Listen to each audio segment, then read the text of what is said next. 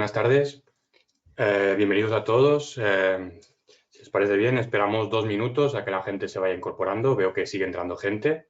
Esperaremos 2 minutos y empezaremos con el microlearning de hoy.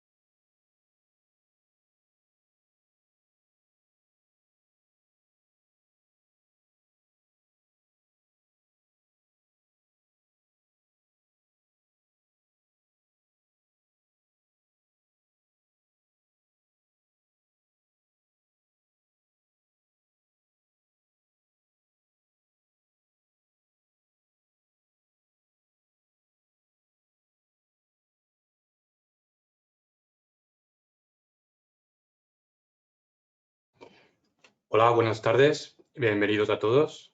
Mi nombre es Miguel García, para los que no me conozcáis. Formo parte del Departamento de Proyectos de Sodeca, departamento destinado a asesorar a nuestros clientes en el diseño de sistemas de ventilación en caso de incendio. Y una vez más les quiero dar la bienvenida al presente microlearning sobre sistemas de presurización, el cuarto y último de esta serie de microlearnings sobre sistemas de presurización. El de hoy está titulado Presurización de vías de evacuación, objetivos, clases de sistemas y dimensionado, según, en este caso, según la UNE EN 12001-13 del año pasado, del 2022. Como cada día, les recuerdo que durante la presentación se mantendrán los micrófonos desactivados para evitar interferencias y todos me oigan de forma correcta. A lo largo de la presentación, en el capítulo de preguntas del aplicativo, del software, pueden ir dejando todas las dudas o preguntas que consideren y al final de la ponencia intentaremos darles respuesta. Recuerden una vez más que se trata de un webinar en formato corto, de solo 30 minutos. Bien. Y ahora ya sí, sin más dilación, empezamos.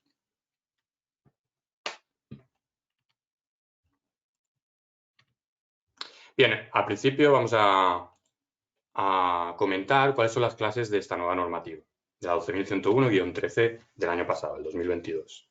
Posteriormente vamos a hacer un análisis no pormenorizado, no exhaustivo, pero sí los puntos más claves, los puntos más importantes en cuanto a diferencias entre la normativa anterior, la 12.101 parte 6, y la nueva normativa 12.101 parte 13. Veremos cuáles son las diferencias más importantes entre ellas. Posteriormente haremos un ejemplo de cálculo con esta última normativa, con la normativa nueva, y ese mismo cálculo, el mismo ejemplo que hicimos, diría que era en el segundo microlearning, ¿de acuerdo? Lo realizaremos a mano y posteriormente ese mismo ejemplo lo haremos también con el QuickFan.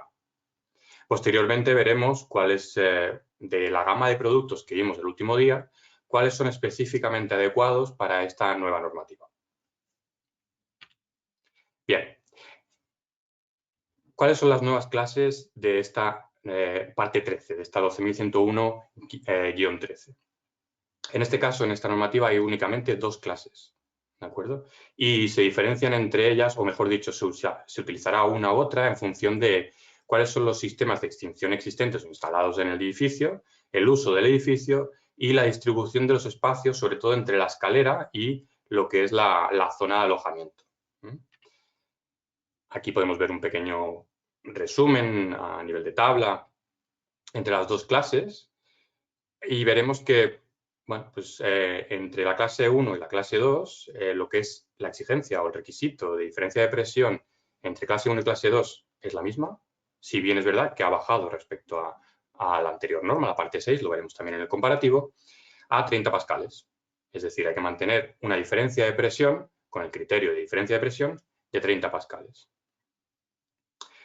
La fuerza máxima a tener en cuenta a la hora de abrir una puerta no debe ser superior a 100 newtons para ambas clases. Los tiempos de iniciación de funcionamiento y respuesta, que posteriormente también veremos, son los mismos para ambas clases. La gran diferencia entre ambas clases es la velocidad, como ven aquí, la velocidad a tener en cuenta por puerta abierta en el criterio de flujo de aire. En la puerta abierta de planta incendiada. En la clase 1 tendremos en cuenta 1 metro por segundo y en la clase 2 tendremos en cuenta 2 metros por segundo. ¿Y cuándo aplicamos clase 1 y clase 2? Pues bien, la clase 1 la aplica, bueno, o mejor dicho, ¿cuándo aplicaremos clase 1 y no siempre clase 2?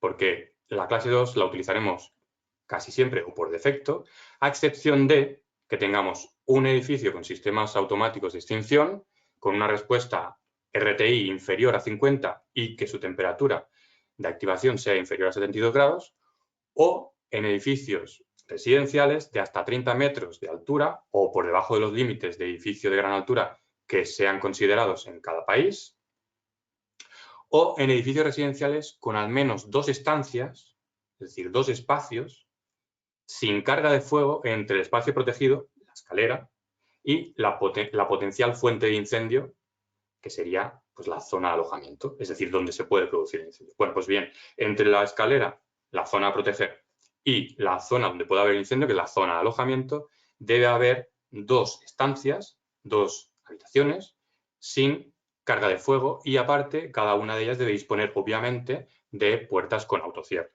Si se cumple eso, se puede aplicar clase 1. También es verdad que, digamos, que se guardan, bueno, pues en el caso de que las autoridades competentes acepten un clase 1, pues también sería aceptado, obviamente. Siempre se guarda este comodín, por decirlo de alguna manera, ¿no?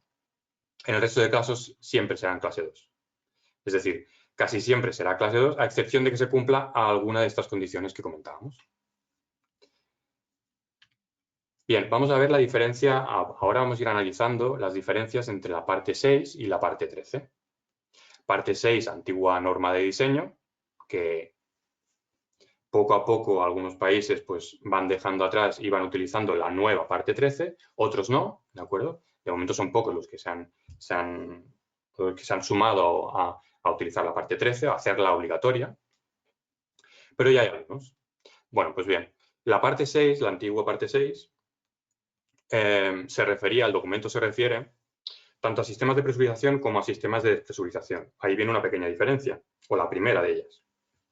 Y es que la parte 13, esta parte de despresurización no se ha tenido en cuenta. ¿De acuerdo? Al principio se tuvo en cuenta, pero después se desestimó por una serie de cuestiones. En esta parte 6 también se tiene que considerar que siempre se considera la protección de la escalera y en algunas clases también los vestíbulos. Y también va en función de las comunicaciones entre este vestíbulo y el resto de dependencias, el resto de las zonas, o mejor dicho, el resto del edificio, la zona de alojamiento, en función de las comunicaciones que tenga y sobre todo si hay ascensor, pues también se debería presurizar. En la parte 13 queda un poco más libre, en el cual queda, digamos que a elección del diseñador, del proyectista, decidir si se debe presurizar ese vestíbulo o no. Como hemos visto anteriormente, también hay una diferencia importante, que pasamos de 6 clases a 2 clases, ¿de acuerdo? 6 clases, 2 de ellas con el objetivo no solo de escape, no solo de evacuación de personas, sino también para intervención de bomberos, que son la clase B o F. En el caso de la parte 13 no hay tal diferencia. Son 2 clases y la única diferencia entre ellos es pues, lo que hemos visto anteriormente hace pues, 3 diapositivas aproximadamente, ¿no? Pues si en función de cómo se realiza la evacuación o lucha contra incendios, pues escogerás una clase u otra. Y cuando venimos a referirnos a ello es si hay existencia de rociadores o cómo están divididos los espacios dentro del edificio, ¿no? Si hay más espacios entre la escalera, el espacio protegido y la zona de alojamiento o no. ¿De acuerdo? Queda un poco más libre en ese aspecto y más acotado porque pasamos de 6, vuelvo a repetir, de 6 a 2 clases. Bien. ¿Y los criterios de cada una de esas clases? Bueno, pues en cuanto a los criterios de velocidad de puerta abierta por planta incendiada, como vimos en este caso en el primer microlearning, para los casos en los que no es, el objetivo de esa escalera de evacuación no es también para intervención de bomberos, pues la velocidad de paso de aire requerida era de 0,75 metros por segundo. En el cambio, las otras dos clases donde sí era para intervención de bomberos, la velocidad mínima era de 2 metros por segundo. Ahora con la nueva parte 13 va en función de la clase. La clase 1 es requerida una velocidad de paso de aire de 1 metro por segundo a través de la puerta abierta de planta incendiada y en clase 2, 2 metros por segundo. ¿Y qué pasa con el criterio de diferencia de presión? Pues bien, antes nos estaban exigiendo 50 pascales, el requerimiento era de 50 pascales, y en algunas clases también nos pedían un criterio extra con la puerta de desembarco abierta, la puerta final de salida final abierta y alguna más en función de la clase. Pues bien, este criterio ahora mismo en lo que es la parte 13 desaparece por sí solo, en el sentido de que ese nuevo criterio, ese criterio extra o ese criterio intermedio, que también se le llamaba, ¿no? Pues desaparece. Ahora bien, a nivel de diferencia de presión, se nos está pidiendo 30 pascales con todas las puertas cerradas, pero hay que tener en cuenta que si no se es capaz de asegurar que la puerta final, la puerta de desembarco, la puerta de salida de la escalera, no somos capaces de asegurar que esa puerta de salida se vuelva a cerrar una vez alguien ha salido a través de la misma, debemos considerarla como abierta, tanto con el criterio de diferencia de presión como con el criterio de velocidad de paso de aire a través de puerta abierta de planta incendiada, es decir, sería una puerta más abierta. Bien, tiempo de iniciación. La norma, la parte 6, nos hablaba de 60 segundos, donde los sistemas deberían estar, pues bueno, operacionales, ¿sí? La parte 13 es un poco más explícita, es un poco más clara en ese aspecto. Y habla de tiempo de iniciación, aparte de que lo clarifica, como qué es el tiempo de iniciación, es el periodo de tiempo que comienza con la activación del sistema y finaliza a los 60 segundos. Bueno, pues es ese momento en el que todos los componentes del sistema, las compuertas, todos los elementos móviles, pues ya están en su posición de operación. Si bien las compuertas al inicio estarán cerradas, porque no se ha detectado un incendio, cuando se detecte un incendio, cuando se reciba la señal de incendio, pues esa compuerta se abrirá y pasará a estar en otro estado abierto, ¿no? Pues bueno, pues a eso se refiere con que los sistemas deben estar, o partes del sistema deben estar operacionales en 60 segundos. Y el ventilador debe estar arrancado.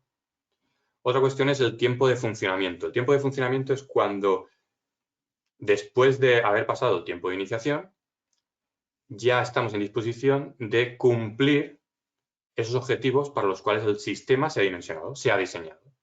Y en ese caso tenemos el tiempo de operar, dentro del tiempo de funcionamiento tenemos el tiempo de iniciación más 60 segundos adicionales. Es decir, en 120 segundos el sistema debe estar funcionando completamente. Y el tiempo de respuesta. ¿Vale? Estos serían los 3 tiempos a analizar y que se diferencian un poco entre la parte 6 y la parte 13.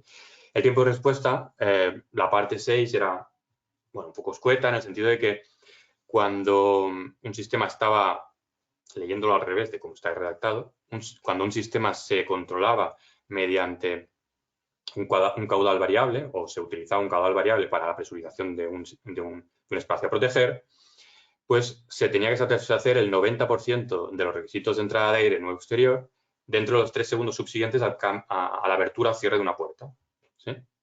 Ahora está redactado de otra manera.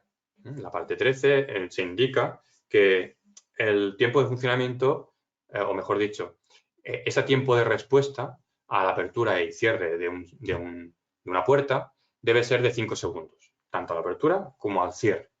En 5 segundos el sistema debe estar adaptado a la nueva situación, sin entrar en detalles de porcentaje como entrábamos con la parte 6 o como se entraba en la parte 6. Fuerza de apertura de la puerta. Entre la parte 6 y la parte 13 no hay diferencia. 100 newtons. Es exactamente lo mismo. Puerta de salida al exterior. Bueno, antes lo hemos introducido, lo hemos tocado un poco. En algunas clases de la parte 6 se tenía en cuenta ese criterio intermedio de mantener 10 pascales con todas las puertas cerradas, a excepción de la puerta de desembarco, que estaría abierta, por ejemplo, para un clase C. En un clase D sería exactamente lo mismo, pero con otra puerta abierta, y clase exactamente lo mismo, pero con otra puerta abierta adicional al de la clase D. ¿Sí? Pues bien, en esos casos hay que tener en cuenta que se debe considerar toda la superficie de esa puerta.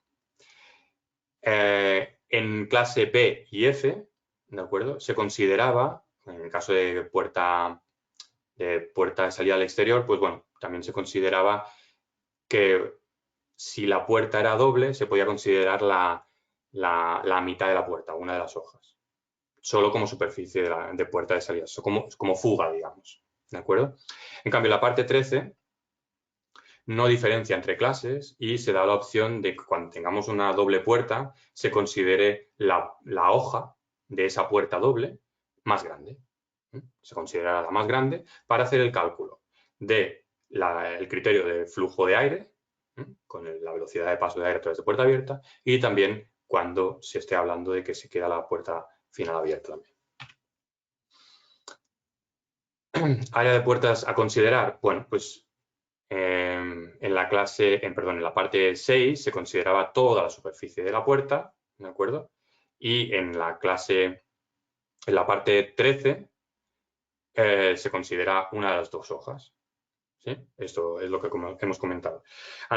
También hay que tener en cuenta que la puerta de salida final, pues bueno, si no somos capaces de asegurar el cierre de esa puerta de salida final, con la parte 13 se te indica de que debes tenerla en cuenta como abierta. Si no somos capaces de asegurar que está totalmente cerrada, hay que considerarla como abierta. Esa puerta de desembarco, esa puerta de salida final, hay que considerarla como fuga. En cuanto a la entrada de aire, la toma de aire exterior debe ubicarse, con la parte 6 lo vimos, debe ubicarse lejos de cualquier punto de posible riesgo, de salida de humos, para impedir o para evitar o para reducir al máximo de que ese humo vuelva a entrar al edificio a través del propio sistema de presurización, que es justamente lo que queremos evitar. ¿Sí? Y también, bueno, pues esa entrada de aire se realizará en fachada planta baja, considerando un sensor de humo, ¿de acuerdo? En el caso de que no sea así, se deberá poner o se deberá prever que esa entrada de aire debe estar en cubierta. En el caso de que esté en cubierta, en el caso de que esté sobre tejado el edificio, se debe prever dos entradas de aire, distanciadas entre ellas, orientadas en direcciones diferentes y cada una equipada con un sensor de humo y una compuerta motorizada. En cambio, en la 13 sí que es verdad que indica, igual que pasaba con la 6, a nivel de distancias entre un punto de salida de humos, ¿no? Pues se hablaba o se consideraba o se sigue considerando, en este caso por la parte 13 sigue igual, una distancia horizontal entre un punto de salida de humos y cualquier punto de aspiración de aire exterior hacia la escalera para el sistema de presurización de 5 metros horizontalmente y de 1 metro verticalmente. Debe estar 1 metro por debajo. Eso se mantiene, ¿vale? Lo que sí que es verdad es que también hay que tener en cuenta que en la parte 13 es más explícita a la hora de indicar dónde deben estar los puntos de aspiración, dado que indican que deben estar a nivel de suelo, ¿de acuerdo? Y entonces, cuando no estén a nivel de suelo, deben ubicarse se pueden ubicar a nivel de techo o en cualquier lugar de la fachada. Pero en ese caso, se debe prever que tienen que tener dos entradas de aire, dos tomas de aire, cada una de ellas equipadas con un sensor de humo y una compuerta motorizada. Y ese sensor de humo debe ser reiniciado de forma constante ¿de acuerdo? Cada cierto tiempo, mejor dicho, para ver si en algún momento el humo deja de estar presente en esa entrada de aire y se puede volver a utilizar, ¿vale? Por lo cual la parte 13 en ese aspecto es un poco más exigente. Bien, en cuanto a la impulsión de aire por pozos de ascensor, bueno, la parte 6 era, bueno, simplemente hacía mención a que cada 30 metros debería colocarse un punto de inyección, suministro de aire exterior, para cuando se presurizara el pozo del ascensor. En el caso de la parte 13, como decía,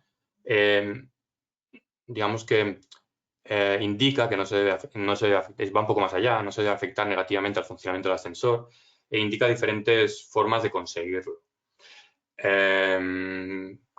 Cabe recordar también que normalmente la presurización de los pozos de ascensor se realizan en aquellos casos en los que, en la mayoría de casos, en los que ese ascensor es un ascensor de emergencia, es un ascensor que será utilizado por bomberos o para la evacuación porque es un edificio especial y está previsto de esa manera. ¿De acuerdo? Impulsión de aire en escaleras. La parte 6 lo vimos.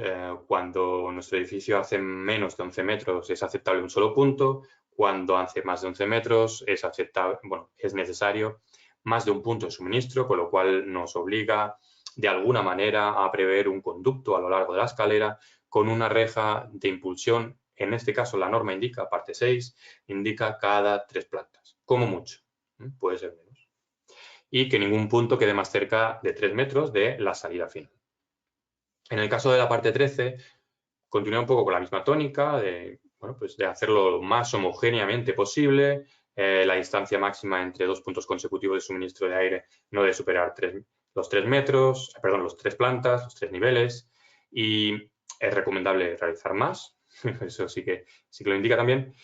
Y hay que evitar que estuvieran cerca de las puertas para que no bypassemos, es decir, que ese aire que estamos intentando utilizar para presurizar esa escalera no escape a través de las puertas cuando se abren. Y también nos limita la salida a través de la reja de aporte de aire dentro de la escalera a 5 metros por segundo. Esa velocidad nos la limita. Con lo cual, la superficie de reja debe ser calculada conforme a esta velocidad como máximo. Escape de aire. Bueno, pues el escape de aire, en el caso de la parte 6, nos indicaban que a no ser que lo pudiéramos justificar por otras vías, como los sistemas de ventilación antes de la rotura de ventanas, pues teníamos 3 opciones, ¿no? La salida natural a través de conducto con compuerta motorizada en cada planta, activándose únicamente la de la planta incendiada, o lo mismo, el sistema a través de un conducto vertical mediante extracción forzada y con puertas motorizadas en cada una de las plantas y únicamente se abre la de la planta incendiada. Pues bien, la parte 13 va un poco en ese sentido, especifica como activa o pasiva esas soluciones, activa la solución forzada y la pasiva la solución natural. Y sí que es verdad que indica la ruta de salida debe diseñarse para conseguir las prestaciones requeridas sin considerar que la salida de aire se deba a rotura de cristales o a causa del incendio o a fugas del edificio. Es decir, nos lo pone un poco más difícil en ese aspecto. La norma también, la parte 3, perdón, la parte 6, no era muy clara a la hora de especificar el tema del marcado C de los diferentes componentes o normativas de referencia, norma de referencia para ello. En cambio, en la nueva parte 13 sí que es verdad que referencia los componentes a la normativa a cumplir. Es decir, qué normativa se debe cumplir o según qué normativa debería ser certificado cada uno de los componentes. Y que debe estar identificado y etiquetado. Bien, pasemos al ejemplo, una vez hemos comparado las dos normativas, y vamos a ver el mismo ejemplo que hicimos en la parte 2, el segundo microlearning, perdón, pero utilizando la nueva normativa. Bueno, pues bien, el mismo edificio de 8 plantas, en este caso la planta baja también era diferente, lo vemos aquí, ¿de acuerdo? Esta es la planta tipo con una puerta y la planta baja con puerta de salida final y comunicación con planta. Serían 8 plantas, como decía, aplicaríamos clase 1 en este caso y tenemos que mantener los 30 pascales como indica dicha normativa. Tenemos las 8 puertas de cada una de las plantas, con lo cual tenemos esta superficie de fuga desde la escalera hacia la zona de alojamiento o hacia las zonas de alojamiento. Y aparte tenemos la puerta de salida final. En este caso hay que tenerla en cuenta abierta, dado que a lo mejor no somos capaces de asegurar que esa puerta se cierra. Con lo cual tenemos que calcularla como abierta. Y posteriormente hacemos el cálculo de fugas a través de las fugas de las puertas cerradas y a través de la puerta abierta. Tenemos esos dos caudales. Los sumamos y tenemos en cuenta el coeficiente de seguridad que nos indica la norma y tenemos el caudal de aporte de aire, el caudal de presurización con todas las puertas cerradas, manteniendo 30 pascales con la puerta de desembarco abierta.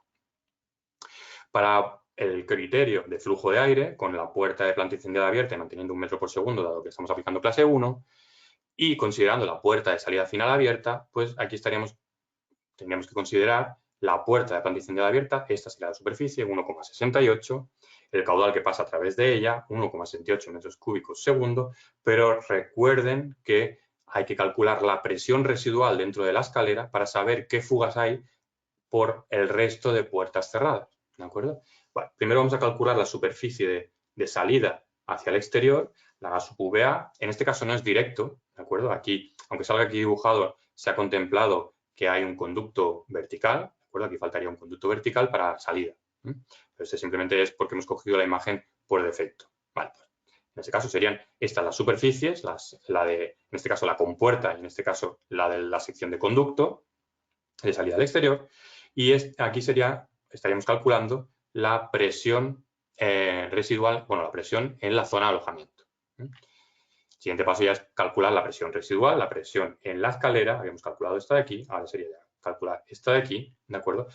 Para ver qué fugas hay dentro de la escalera hacia el exterior. Aparte de la puerta abierta en planta incendiada. ¿Vale? Se quedarían 7 puertas cerradas, por eso son 0,01 metro cuadrado de fuga, y una puerta abierta que es la de desembarco.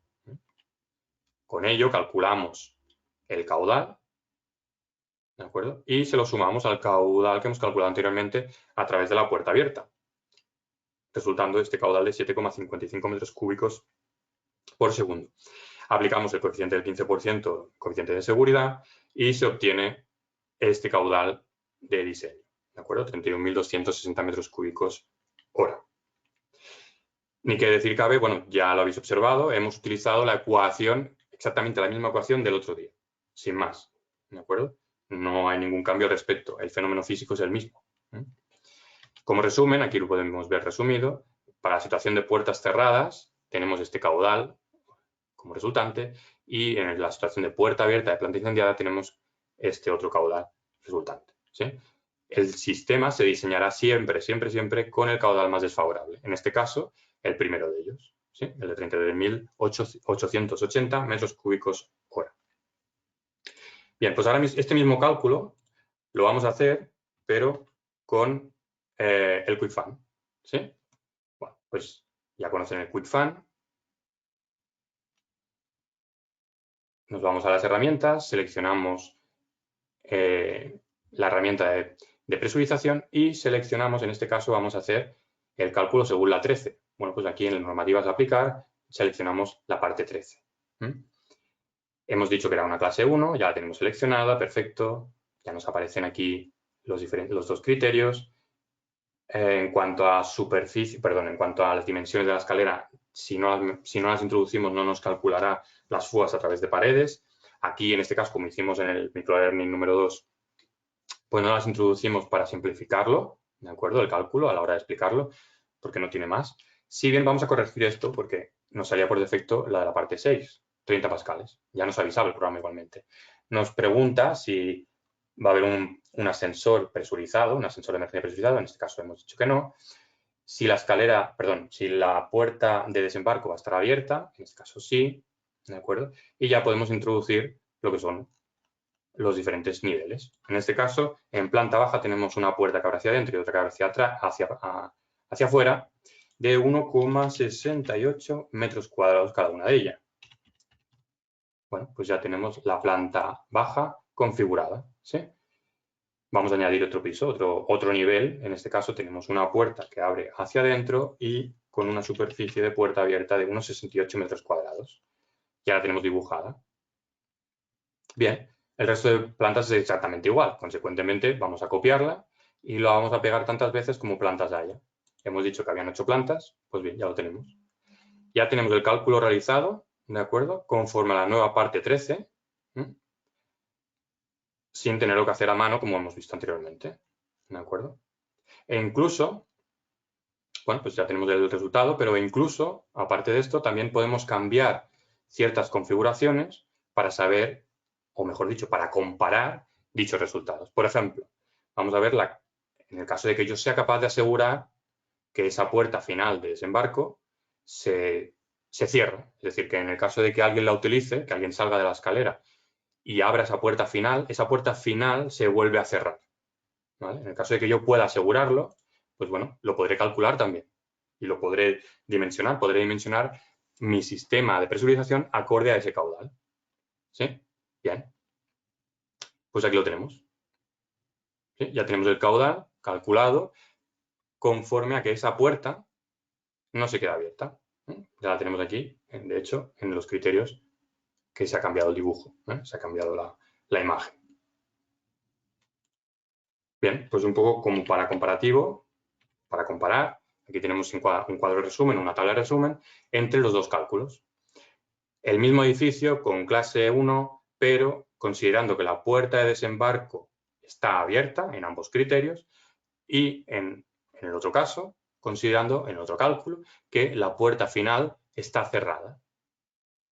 ¿Sí? Vale. Bueno, pues a tener en cuenta que, claro, nosotros como diseñadores o como proyectistas tenemos que ser capaces de, si queremos hacer el cálculo conforme, o queremos diseñar nuestro sistema conforme a que la puerta de desembarco siempre cierra, pues deberemos ser capaces de asegurarlo. Bien, dentro de la gama de productos de presurización de Sodeca, de los que vimos en el último microlearning, el Kitbox PDS Smart hay que decir que incorpora un software específicamente desarrollado con un algoritmo de funcionamiento avanzado para incluir la función que nosotros llamamos liberación de presión. Esto hace que el Kitbox PDS Smart sea capaz de detectar cuando la puerta de salida, a través de patrones, cuando la puerta de salida se ha quedado abierta y asegurar su cierre.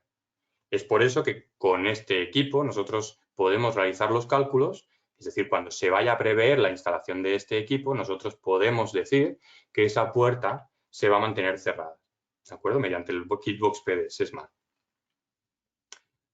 Con el resto de equipos no seríamos capaces de asegurarlo.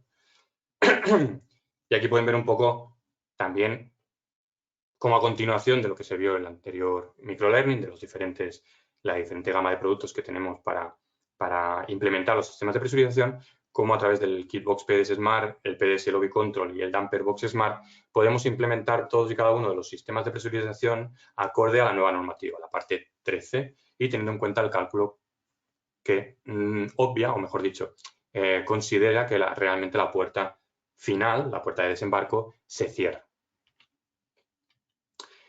Y bien, hasta aquí el microlearning de hoy, ¿de acuerdo? Espero que les haya sido de interés, que les haya sido de ayuda y ahora pasaré a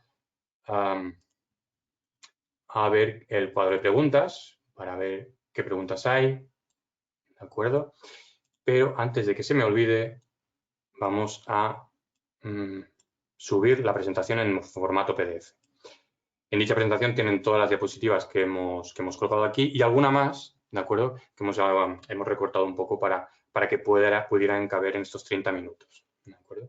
Y ahora déjenme, por favor, que en documentos, en el panel de documentos, yo pueda subir esta presentación en formato PDF. A ver, en principio se está subiendo, en segundos ya lo tendrán disponible. Ya lo tienen disponible. Si hay algún problema, no duden en decírmelo a través del panel de preguntas de nuevo. ¿De acuerdo? Y voy a pasar a responder algunas de sus preguntas. A ver si me da tiempo a todas y si no, pues no se preocupen que a través de correo electrónico les podemos dar respuesta también a las diferentes preguntas que nos plantean.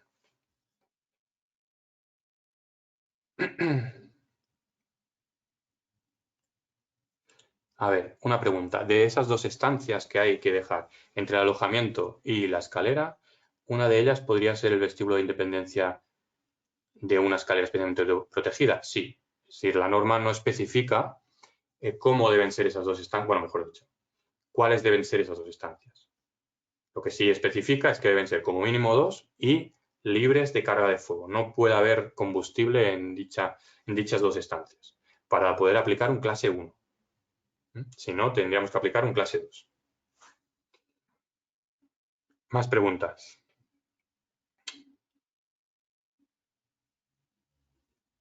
¿Es posible presurizar solo el vestíbulo y no la escalera de una escalera especialmente protegida? La norma no lo contempla.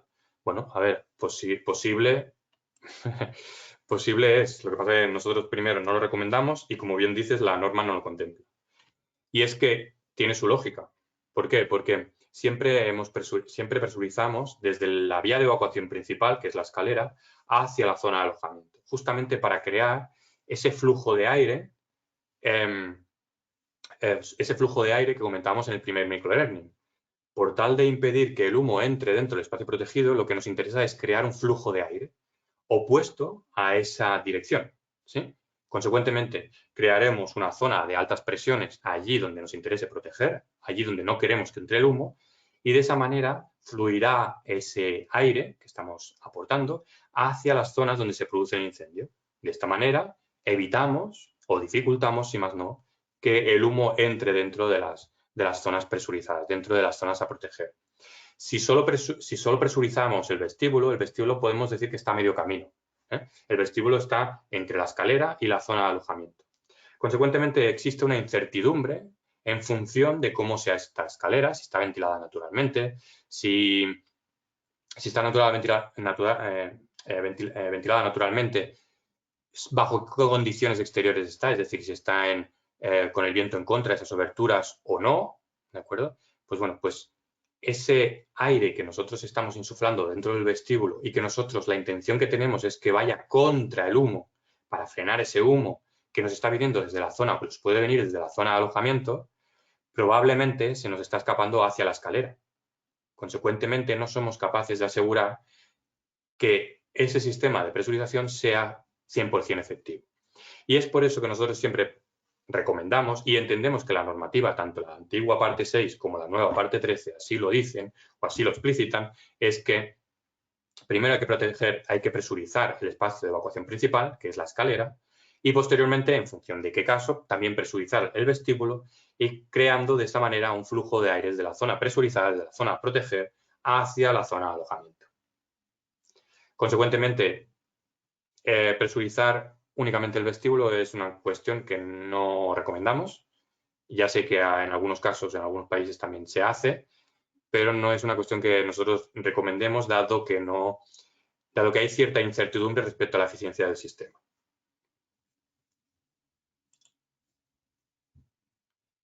Más preguntas.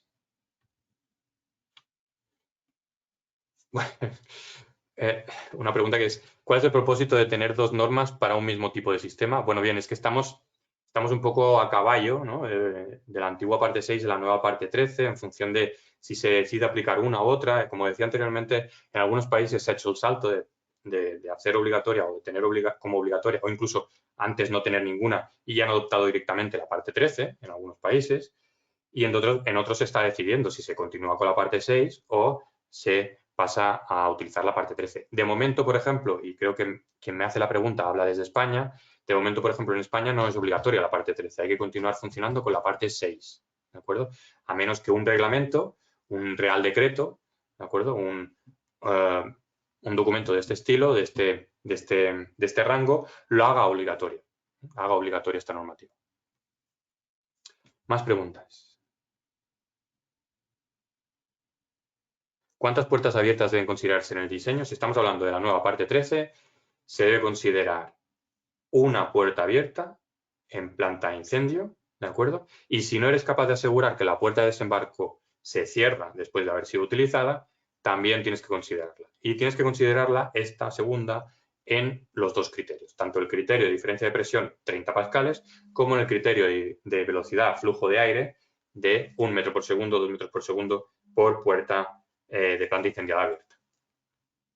Más preguntas.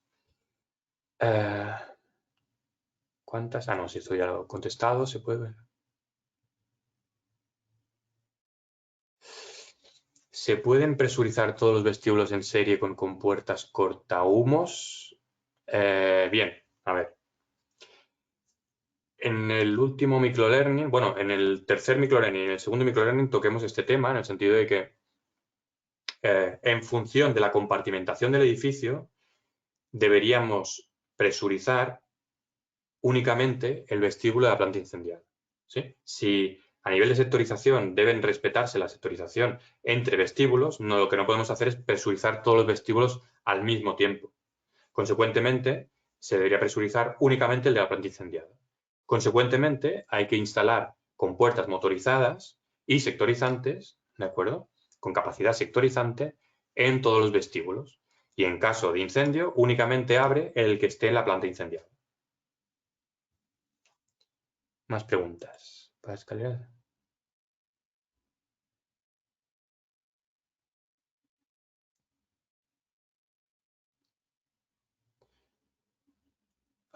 Bueno, preguntan sobre los requisitos en cuanto a cuándo es necesario presurizar o cuándo es necesario proteger y cuándo no.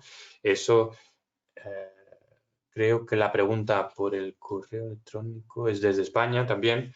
Pues bueno, y a nivel general depende de bueno, pues un código técnico, ¿no? Un reglamento que indique cuándo es necesaria presurizar, cuándo es necesario proteger o presurizar. Es decir, es necesario proteger y, consecuentemente, te puede dar la opción de presurizar o exigir que se presurice un espacio de, bueno, en este caso, una vía de evacuación. ¿Sí?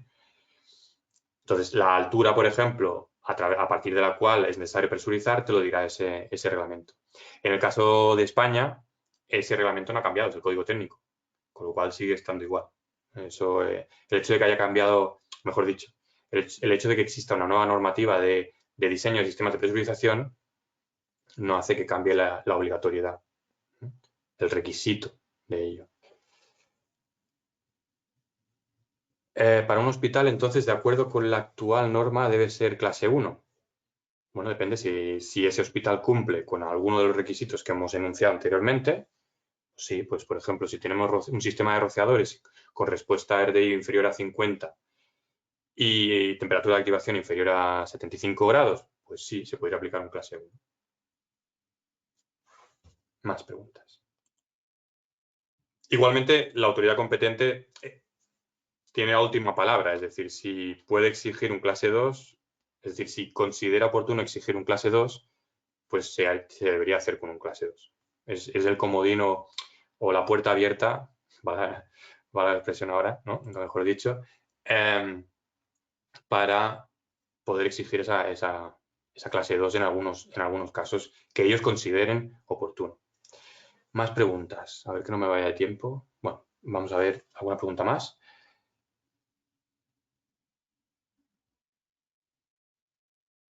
En el Quick Fan, los resultados que entrega ya considera la fuga por las puertas cerradas debido a la presión residual. Correcto. Tanto cuando hacemos los cálculos para la parte 6 como cuando hacemos los cálculos para la parte 13. En ambos casos se considera la presión residual y, consecuentemente, las fugas. Venga, ¿alguna pregunta más? Aquí preguntaban, bueno, el tema de las presentaciones, a ver si están disponibles. En principio está colgado, ¿eh? Lo vuelvo a comprobar por si acaso. Documentos. En el panel documentos, aquí está colgado. ¿Sí?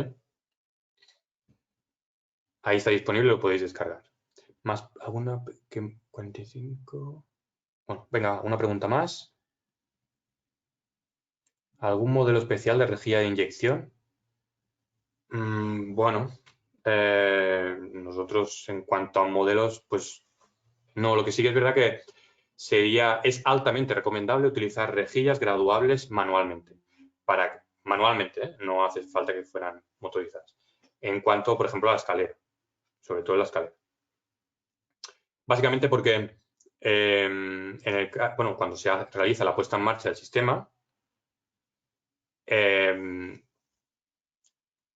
pues tenemos que graduar de forma conveniente el caudal que está insuflando cada una de las rejillas, para que no todo el aire se me escape por la primera rejilla que se encuentre. Consecuentemente, modelo no sabría decirte, pero en cuanto a requisitos mínimos o prestaciones mínimas de dicha rejilla, pues que sea una rejilla suficiente, según la nueva norma, parte 13, para que el aire entre a menos de 5 metros por segundo y que sea regulable manualmente, ¿sí? Para poderla ajustar en la puesta en marcha del sistema. Y alguna pregunta más. Bueno, creo que ya se me voy de tiempo. ¿Vale? La presentación está disponible en el panel de documentos. Si hay alguna pregunta más, también la intentaremos resolver por correo electrónico. Creo que esta ya la he leído.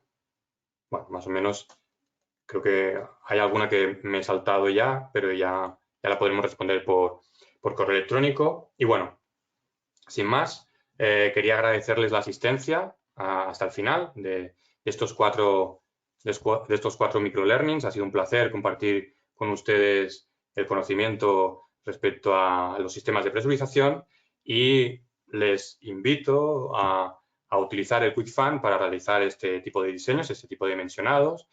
Y en el caso de que se encuentren con algún problema, alguna duda, pues siempre pueden contactar con nosotros, ¿de acuerdo? Y nosotros con mucho gusto les intentaremos dar respuesta y ayudar a hacer los cálculos. E incluso obviamente, hacer la selección de los equipos. Pues bueno, como decía, nuevamente un placer haber compartido con ustedes este último microlearning y todos estos 4 microlearnings a lo largo de este último mes aproximadamente. Y para lo que necesiten estamos a su disposición. Muchas gracias.